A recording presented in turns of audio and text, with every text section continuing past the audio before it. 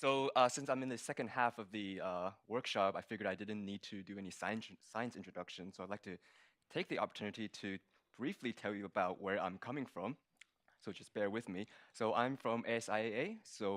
We are part of a larger family called the Academia Sinica, based in Taipei. We are a sort of a government-based research institute, including the humanities. Have about 30 institutes. We have about 1,000 research fellows. We don't do any teaching, which could be a selling point depending on your perspective. But we do still have a lot of research students at the institute, and we're centrally funded, but we can also get some additional funds from our Ministry of Science and Technology, who is funding this trip. Astronomy is one of the newer institutes at the academy, but it's also one of the largest. I think it is the largest, actually. We have about 200 people from top to bottom. And as you can see, we cover everything from instrumentation to theoretical cosmology, for example. Just want to point out, we are heavily involved in ALMA, so we're one of the main developers of the Band 1 receiver. So if you're interested in that, you can also talk to me. If you look very carefully on this web page, you will find this tiny link here called job openings that will sometimes lead to big opportunities. But yeah, that was just for just to make it well, get your attention. So I really only have one main science message I want to convey in this talk, and that is this idea of dust settling, which is sometimes I think taken for granted, right? Particles in the disk settles in midplane, so what? But what I'm going to show you in this talk is that the settling of dust particles could also depend on the solid abundance in the disk. So the more particles you have, the easier it is for dust to settle. In fact, if you have solar metallicities, particles would not settle, and he would find it very difficult to form planetesimals. So take a few steps back. So the story really is motivated by sort of the standard picture of planet formation, right? You build from the bottom up, from small grains, micron-sized grains, to protoplanets. And on the two extreme scales, we think we understand what's going on. For very small particles, they can grow by sticking. For very large particles, planetesimals, they grow through gravity. But there's this intermediate regime where you have growth barriers, drift, fragmentation, all that kind of stuff, which makes this scale quite difficult to cross. Now, there are a lot of ideas we've already heard in this talk and in the literature as well, how to overcome this growth barrier. For example, you could trap particles in pre-existing structures in the disk, like vortices, to increase the dust-to-gas ratio. You could invoke special types of gravitational instability. So there's something called the secular gravitational instability that's been discussed in the literature, and that is a type of gravitational instability that's mediated by the dust-gas drift. And of course, we already heard a lot about the streaming instability, which will motivate what I'm going to talk about. So the streaming instability, so this is just a quick simulation of the streaming instability.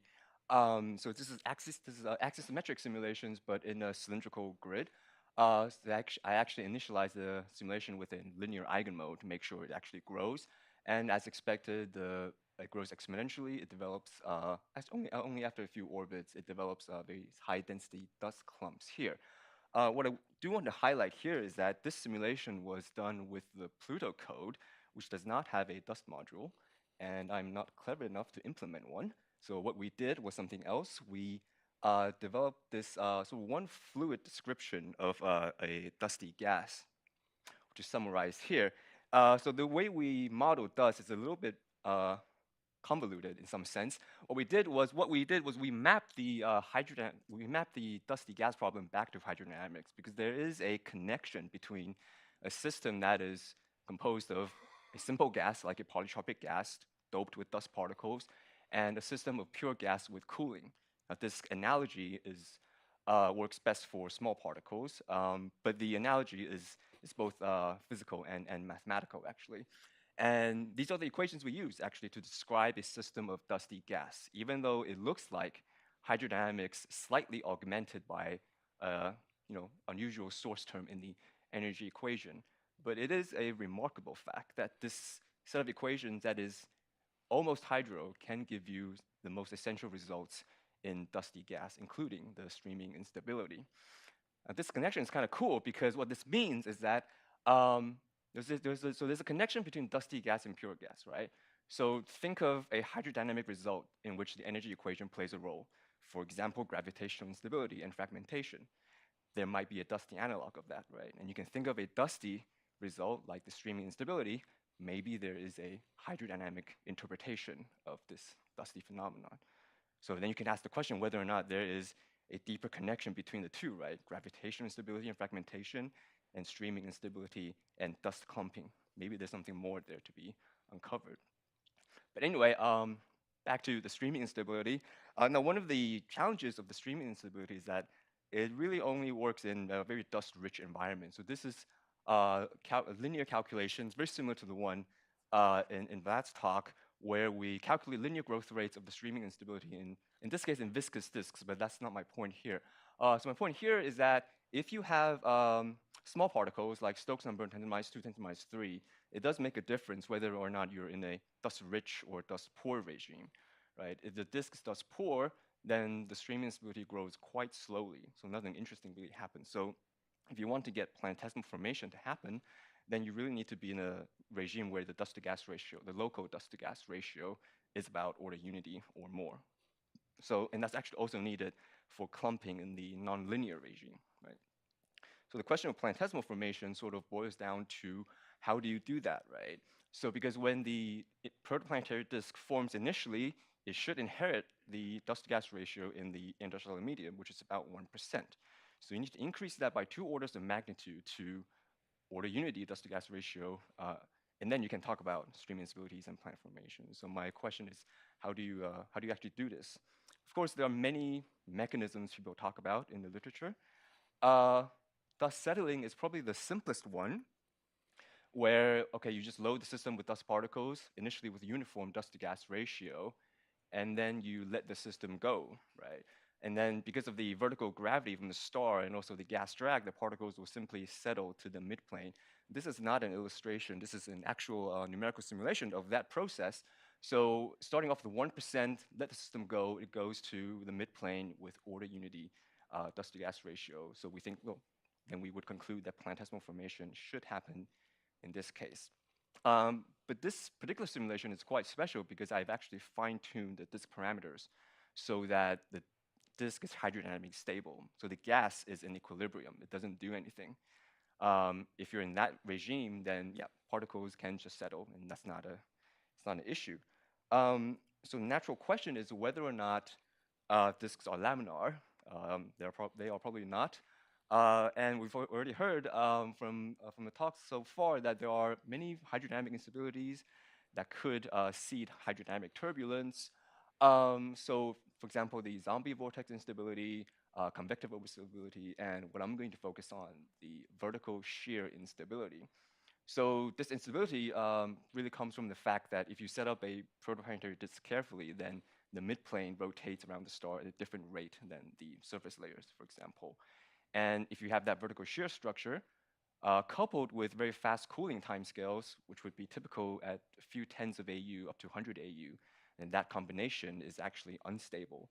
And the result of that instability, this VSI, is hydrodynamic turbulence, and it's largely characterized by very large-scale vertical motion. So the entire disk sloshes up and down, right? So this is a plot of the VSI, plotting the vertical Mach number here. As you can see, yes, the disk goes up and down. The Mach numbers are actually not small, actually few tens of percent. So the natural question is then, what happens to dust particles when you have the VSI, right? Are they going to settle? So, okay. So I'll see if I can play it again. But so as you can see, the particles try to settle initially, but then the turbulence kicks in and stirs up the particles. And after a few hundred orbits, the system reaches sort of a quasi-steady state. At the end of the simulation, you end up with what you started with, basically. The dust-to-gas ratio is still perfectly mixed. So in this case, VSI is lethal to streaming instability and planetesimal formation, right?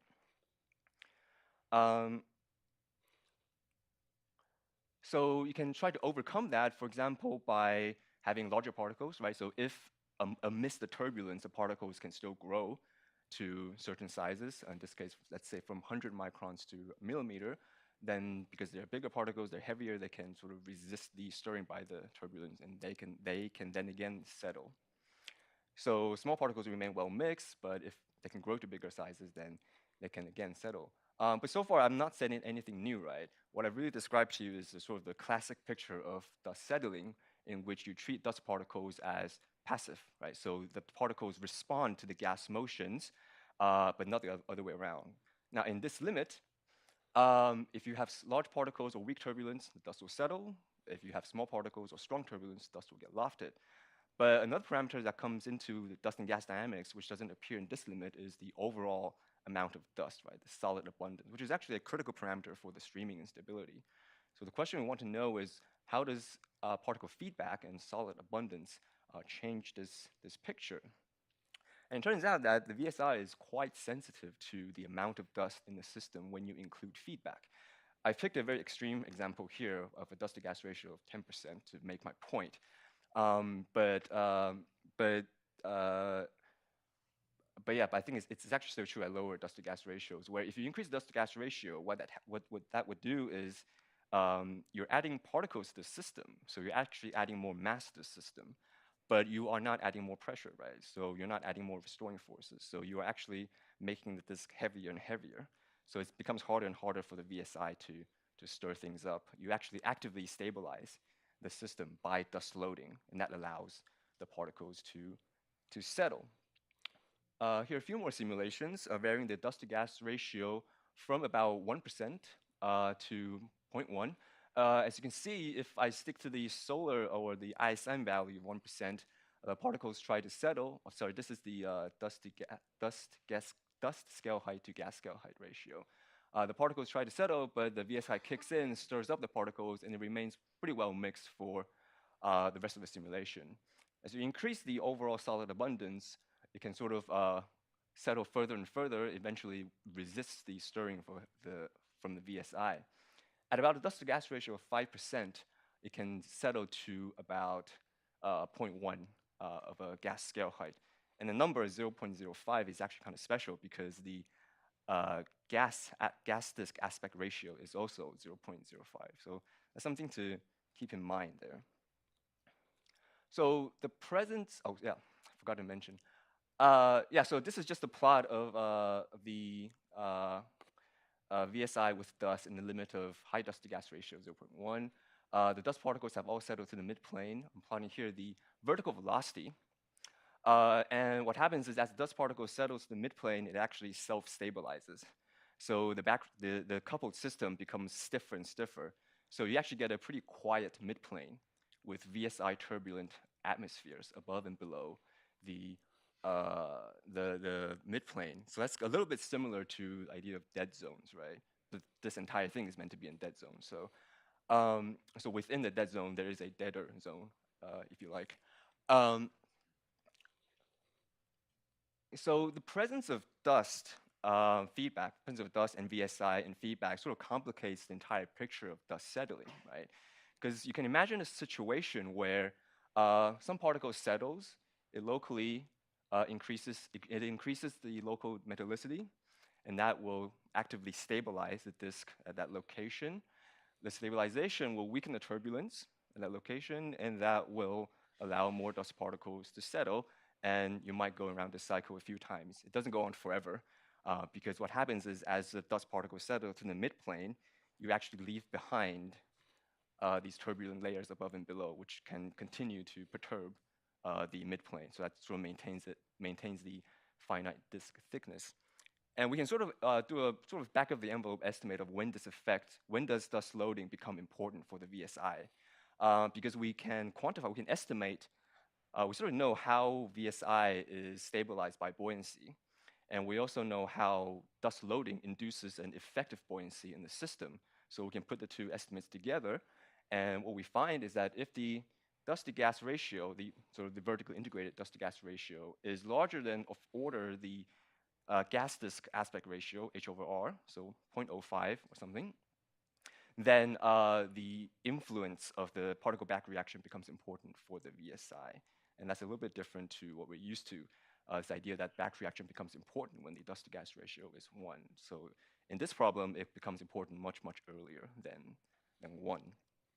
So one of the consequences uh, of this picture is that we think dust rings should probably be thinner than dust gaps. actually. So hopefully, observations in the future, if there are observers looking at the vertical structure as a function of radius, then this might be one way to test this model. So all the results I showed you before were done with the sort of in the sort of one fluid approximation, but recently we picked up Fargo 3D with the full proper treatment of the full two fluid dynamics, dust gas dynamics, and need to thank the Fargo team, Pablo and Leonardo, for helping me setting up the code. But I picked up the code and I just tried to rerun the problem I just showed you, and yeah, I think it's still true that even in the proper treatment of two fluid, as you increase the dust-gas ratio from 1% to about 5%, you can actually enable dust settling against hydrodynamic turbulence due to the VSI. The next question is, well, you have successfully settled the dust, so you would expect planets to form in the midplane. So then you can ask what happens to the dust, well, what happens to the disk when the planet forms, right? So how do planets interact with dusty disks? So this is a topic we heard in a lot of detail yesterday, but I'll briefly recap. So when you put a planet in a disk, it will launch spiral density waves. The inner wake pulls the planet forward. It tries to move the planet out. The outer wake will try to move the planet in. And in the rotation region, well, the simplest way to say it is you can get it to do whatever you like, right? So then the question now we want to ask is what happens when you put a planet in a very dusty disk? So this was a summer project led by a summer student, Chen Ziwei. Um, so this is a very dusty disk. So the movie's already started playing, but it's a very dusty disk of dust to gas ratio of 0.5. It's very high. I can't really justify it, but anyway, so I have two simulations here. One with a particle size of 0, so in the limit of perfectly coupled particles, and the other case with small particles but finite size. And what he's plotted here is he measured the torque acting on the planet from the fluid system in these two cases, and this is the surface density perturbation and the potential vorticity perturbation. And as you can see, when the particles have 0 size, you get results as you expect. There are some oscillations due to corrotation torques, but then when the corrotation torques saturate, you are left with the Lindblad torques, and that's a constant value.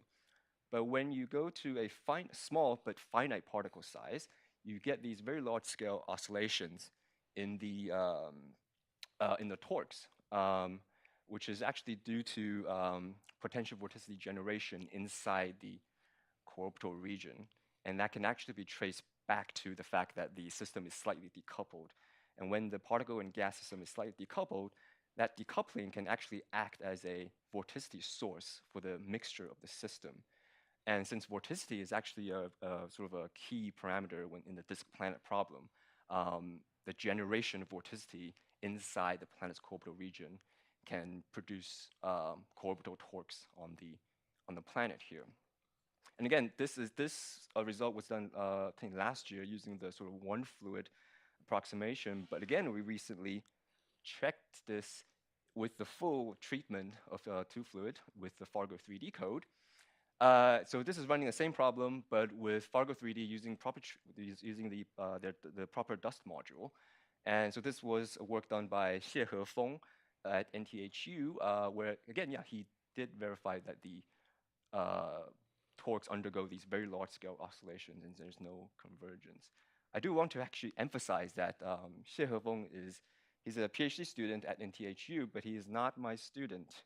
I met him at a conference, and I mentioned this problem to him back in January, and then didn't hear from him since. And then 2 weeks ago, he emailed me saying, "Here are the results."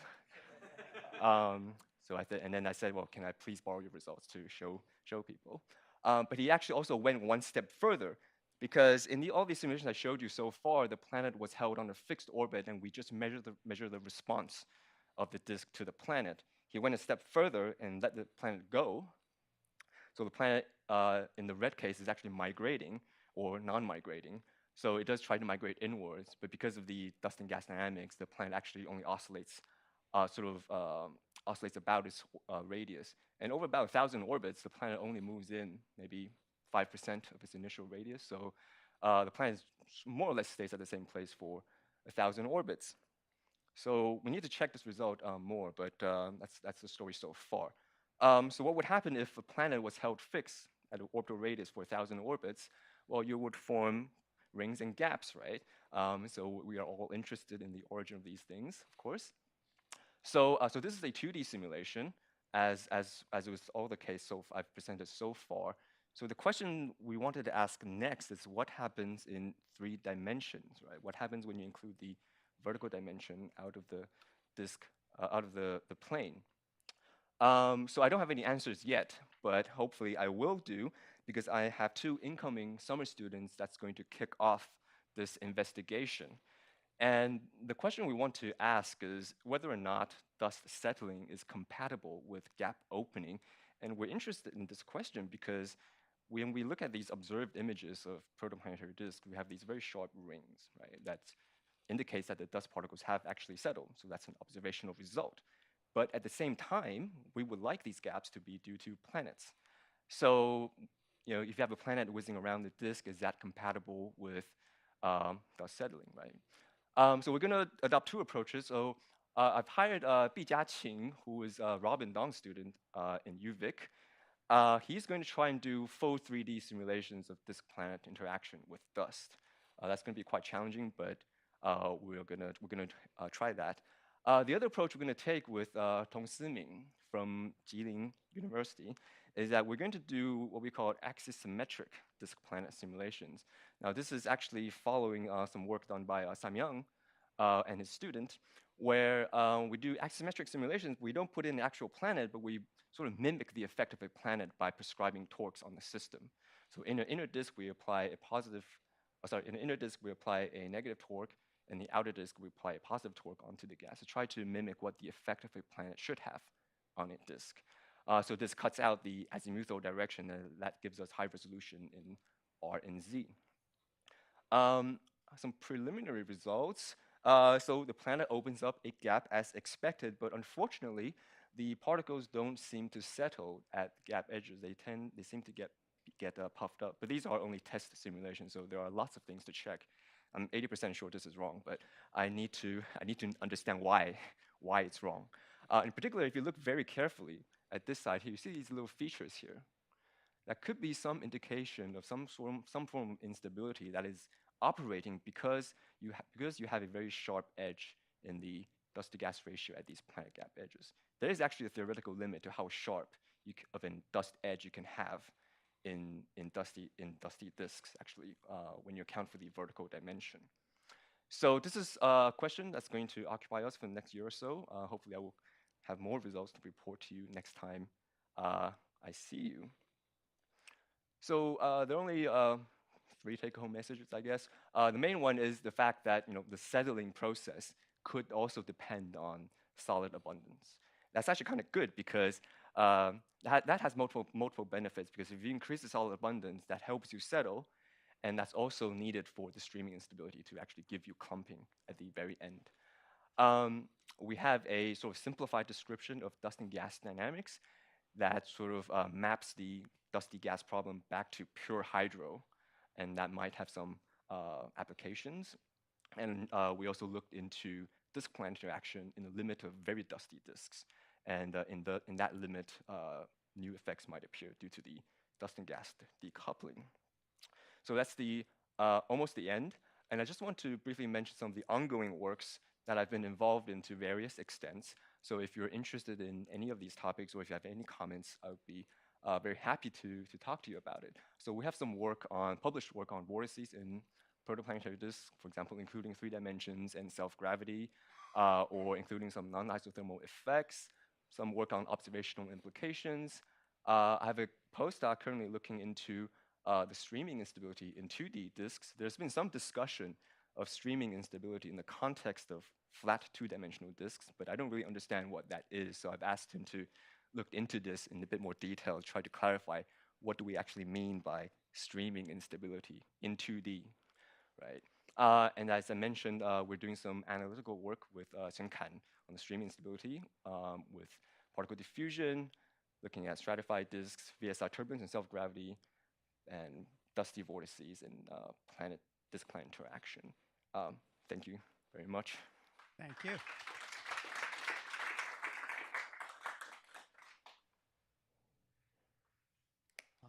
Let's start with, yeah, now behind you. Really interesting talk. I just, since you've run simulations with both your single fluid model and the two fluid model, I wonder if you could comment on any potential differences here. So particularly like the single fluid model is only valid in for gas motions below a certain frequency and a certain scale that depends on the size of the dust. Yeah. It seems possible that you could non-linearly generate motions below this scale or below the time frequency, and that could cause problems. Have you thought about this? Or Yeah, I think we showed that in the single fluid limit there are spurious instabilities that can appear if you don't filter out the high frequency stuff. So yeah, if we do the single fluid in a 2D simulation, we have to be extra careful about the results. So I think that's probably one issue. so why is it Um, different in 2D? Because I think in well, because in 3D you have the streaming instability that comes in, and the growth rates of that is usually much larger. So that probably overwhelms these spurious modes. That's what we found in the initial investigations, actually. Yeah. Daniel? Um, okay, so you said the instrument instability requires raw gas equals raw dust. Right. And I hear people saying that a lot. And it's not a little pedantic and point out that although that might be true and maybe it is, but we don't actually know that it's true. Okay. The derivation from Urin and Goodman had was a flat disk, and what I found is that, as you said correctly, that the modes grow slowly, and it's a reasonable argument that that's a problem because then you might diffuse your dust before they collapse. But that's only a reasonable and plausible argument.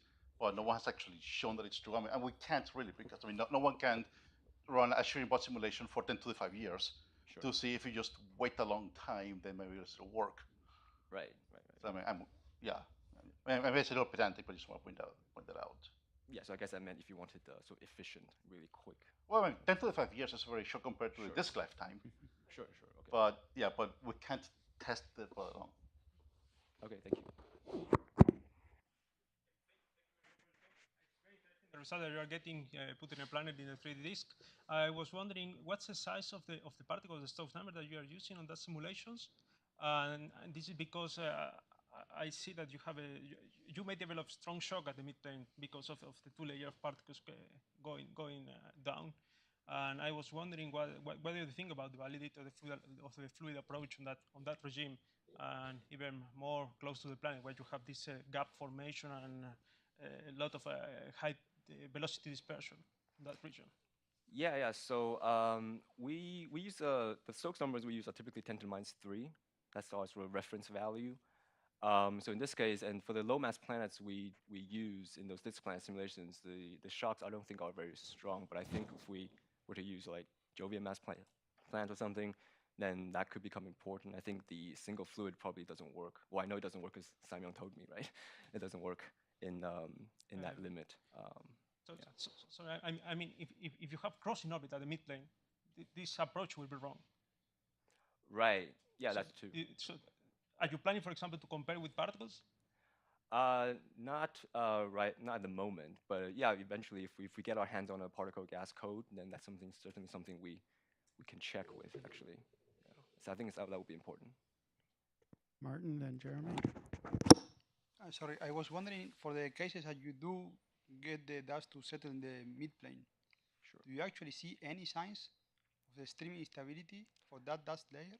No, because two reasons. One is the resolution is too poor. Actually, that's the main reason.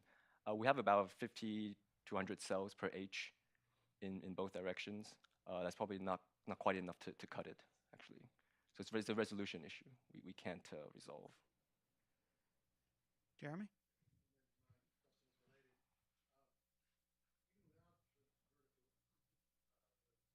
Mike? Is your mic on? Thank you. Even without the thermally driven instability, um, it was shown by, well, it's been known for a long time that there's a sort of Richardson or shear instability driven by the dust settling itself. Yes. And unfortunately, this is probably not a linear instability, certainly not an axisymmetry. It's subcritical. Yeah. Like, so it's important to resolve it. But Shu and Yudin and Shu, in some order, in a paper a long time ago, showed that if the mass loading of the disk is large enough by the dust, it's a similar result. Then there isn't enough energy in that vertical shear that's caused by the settling itself to lift all the dust. Right. And so some fraction of the dust layer just condenses in the absence of any other source of turbulence into this thin sheet. Yeah. So it'd be interesting to see if you can get to the point where you can actually see that happening, even in the case where you set the cooling time to infinity or whatever. Yeah, so that would be something worth exploring. It's limited in these models because these are axisymmetric simulations. We also checked post-processing. We measured the Richardson numbers and compared to the critical values people measured in the literature, and I think we are not developing KHI. Well, yet it has to be a self-consistent system because you let the dust settle completely, the Richardson number goes to infinity. Sure. It tends to, anyway, complicated. Thank you. Sorry, just to comment quickly. There is a linear instability when it's settling as well, and I'll talk about that tomorrow. True, But yes. it's probably smaller scale than these simulations as well, I think. So, Thank you. sorry, that was kind of just an advert. Okay. Thanks again. Thank you.